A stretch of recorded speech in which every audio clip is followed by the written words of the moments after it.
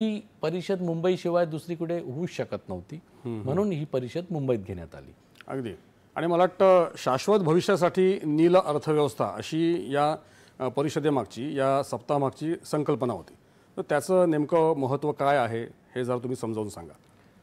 जी नील अर्थव्यवस्था ही एक समग्र सागरी क्षेत्रातील आर्थिक काय काय उलाढाली होऊ शकतात आणि त्याच्यातून काय शक्यता निर्माण होतात, यासाठी नील सागरी अर्थव्यवस्थेचं हे एक संकल्पना आहे. बरोबर.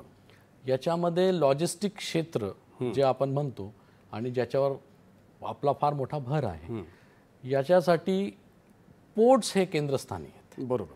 आणि एक्झिम ट्रेड म्हणजे देशांतर्गत व्यवस्था तर आहेच, त्याच्यामध्ये कोस्टल ट्रेडचा म्हणजे जे देशांतर्गत सामुद्रिक व्यापार याचा वाटा फार छोटा आहे, परंतु इंटरनॅशनल ट्रेड पोर्ट्समधून फार मोठ्या प्रमाणात होतात आणि तिथून अनेक अर्थव्यवस्थेच्या गोष्टी निर्मिती होते.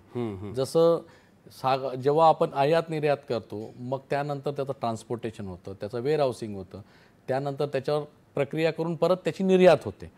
तर ह्या सगळ्या एक मोठ्या प्रमाणात जी अर्थव्यवस्था याच्याशी निगडीत आहे, ते या नील अर्थव्यवस्थेतून हा आपल्याला एक संदेश द्यायचा आहे. बरोबर. तुम्ही आता